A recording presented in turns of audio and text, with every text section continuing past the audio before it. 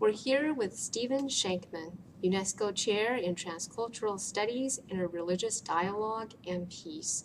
In 2006, UNESCO, United Nations Educational, Scientific, and Cultural Organization, approved the first ever American chair in UNESCO's Intercultural Dialogue program at the University of Oregon. When Stephen Shankman was named the UNESCO Chair in Transcultural Studies, Interreligious Dialogue, and Peace. So in 2007, the University of Oregon joined UNESCO's UNIT-WIN network of the chairs on interreligious dialogue for intercultural understanding that promotes research collaboration among its members.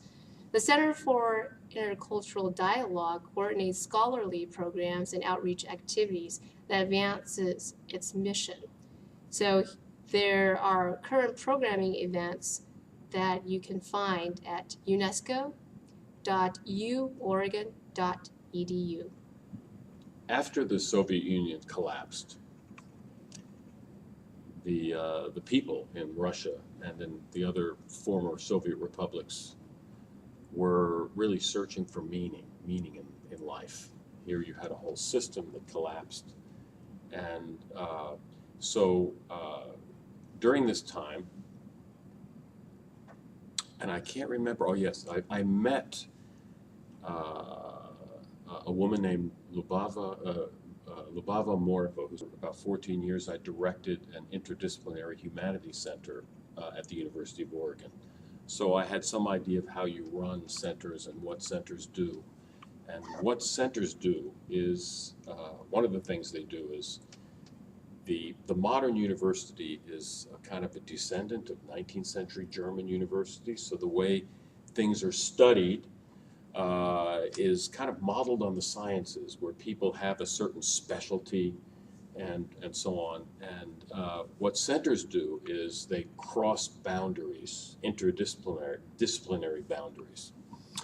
So that's what humanities centers do, and that's when they began, or they began being more prevalent in the United States, probably in the mid-1980s or so, crossing interdisciplinary boundaries, because that's where the really interesting research was going. So I became a director of the Humanities Center,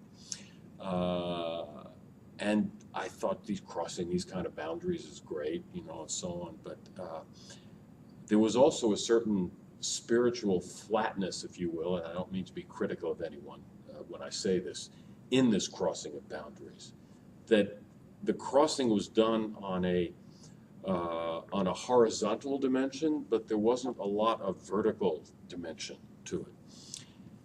And so I went to a meeting of Humanities Center directors, and someone from St. Petersburg, Russia, at the Institute for, I forget the name of it, for Cultural Research, I think it is, at St. Petersburg, Professor Moreva, was speaking. And it intrigued me because the kinds of things she was talking about seemed existentially much more compelling than the kind of things that humanities centers were doing in the United States, because I think, as I've mentioned, this was a time of incredible upheaval in Russia.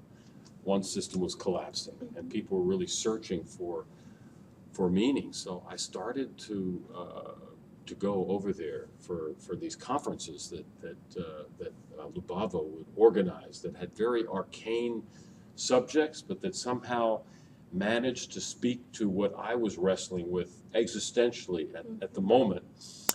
And it turned out that she was part of UNESCO in this network that you mentioned.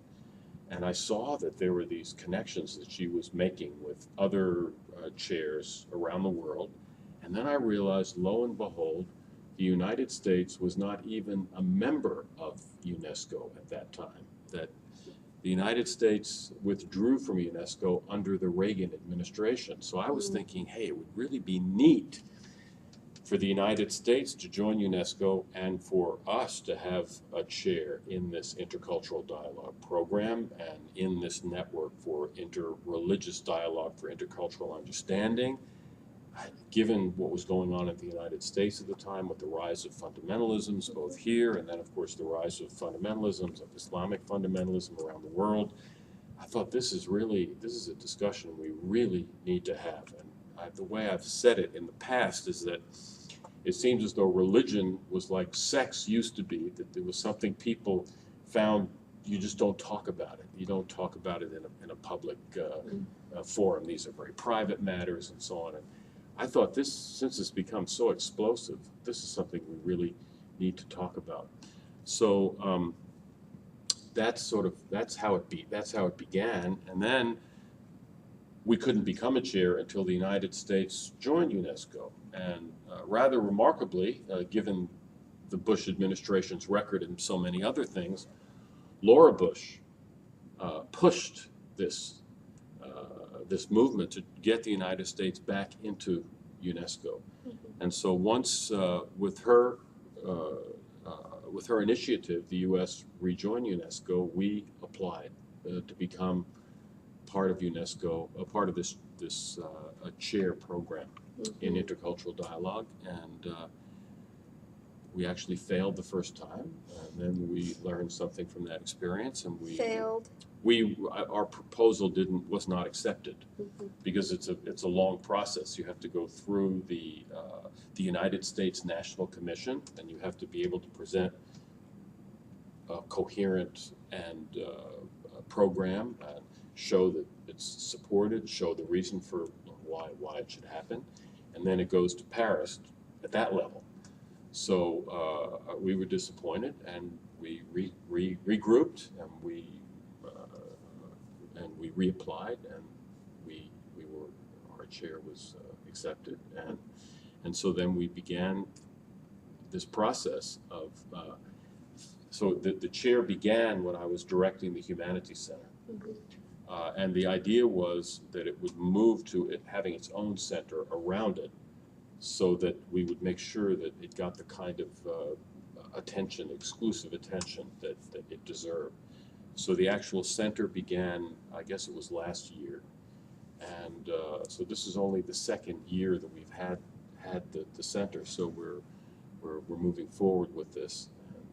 How long did the whole process take you? Gosh, a number of years. You know, I don't know exactly. It's been a blur. It's been, I don't know, maybe 5, 6, 7, 8 years. I mean, I don't know exactly, because I haven't really charted it. But I think it began around 2000, 2001, something, maybe 2000, something like that, Right. in my own mind. So I guess it took 5, 6, 7 years for it to happen, and now it's beginning, and we're beginning to develop it, and when you say we, meaning, of course, you at the helms, along with now the current 20 directors who are on board? Well, when I say we, so let's see. First of all, I mean, just to start from the local level. So at my own university, having an advisory board, we have a faculty advisory board, and and the support of the university. I have an assistant, assistant director at the center helping me. We have an board of faculty advisors. And we're now assembling a board of advisors, which Sky is the first from outside, because it's UNESCO, we really need to establish the relationship, not just in the university, but in the community as a whole. That's part of what UNESCO does. And then on top of that, yes, you're right, there are 19, I think there are now 20 other chairs. We just had another chair join the program. And then we had a meeting in Eugene. It was about a year ago, actually, in which it was the first meeting ever in the United States of the chairs in this network. And we had, I think it was something like 17 or 18 of the other then 19 chairs who came to Eugene. And at that meeting,